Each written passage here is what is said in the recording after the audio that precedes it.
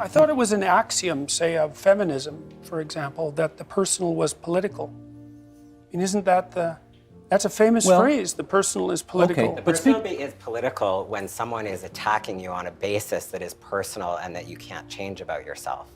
That is political. And that's when people sometimes become politicized, is when they realize that no matter what they do in the world, there will be people who will continue to attack them on racist grounds, on gender and sexual violence grounds, and that's why people start to fight back, and that's why people object. And your attempts to regulate my language use, and I don't care about your language use. I care about the safety of the people who are being harmed. I know people who make your kinds of arguments are always concerned with other people's safety. I'm concerned with my own safety.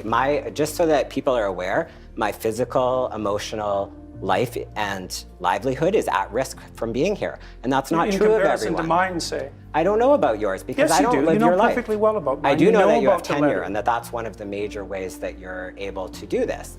But I just want people to be aware that trans and gender diverse communities, and especially people of color, are being targeted and threatened physically. So free speech is a great idea and equality is a great idea, but we actually can't have those conversations when people are not even able to be present. I mean, basically, Jordan is arguing that this is going to create chaos and anarchy, and that it's essentially a Marxist plot that is there to sow violence and there to sow confusion and topple any kind of hierarchy. Can I just jump in there for a second? Is that an accurate characterization of your view on this? I listened really closely to that tape. Okay. I think it is. Is it, in your view, has she accurately characterized where you're coming from? It's not a transsexual cabal by any stretch of the imagination. Is it a cabal of radical left-wingers?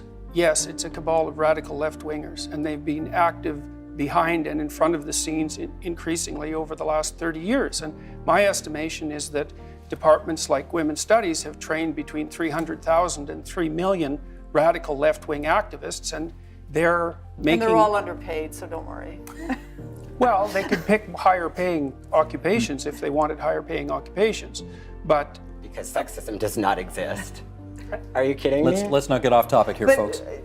When the suggestion is made that somehow if we have words that don't fit into something that we're very familiar with and that we've used to date, that chaos will ensue, that everyone will be confused. I don't believe that. There's no evidence of that historically. I hear you, but there was no law obliging people to use the word Ms. But there were laws to oblige people to change the way that we referred to black people, for example.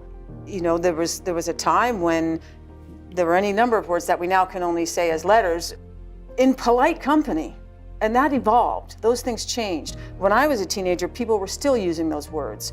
So this is a natural evolution in your view? This is a natural evolution, and chaos will not ensue. If it's a natural evolution, then we don't need hate speech law to enforce it. But we do, because we can drive social change, and it doesn't all have to lead to chaos, is my point. And I think that, you know, we have seen the flip side of Jordan's argument, I think, has in fact, we do have a historical record of that. So when it was left to others to name people, we lost Indigenous names. My mother's from Ireland. She was from a generation that finally got to learn her own language again. She couldn't even speak Gaelic to her parents because they hadn't been allowed to speak it. So we've seen the effect when people can't use their own language, when they can't use their own names. Okay, let me get Jordan to respond to that. A natural evolution of things, Jordan. That's how it's being described. Words are tools. Maybe that was one of the great philosophical discoveries of the 20th century. And that means, and people are always looking for new tools to operate in the world. And if you invent a good tool, like a new word, then people will pick it up just as fast as they possibly can. You really see that in English. But the words that are being required now are not good tools, and that's why people aren't using them. And so instead what we have is the use of force, despite the fact that that's being denied. Although we've already established that, at least in the opinion of one of the people on this panel, I'm already guilty of a hate crime, which is what I said I was guilty of when I made that video. Steve, the issue with the law is quite straightforward.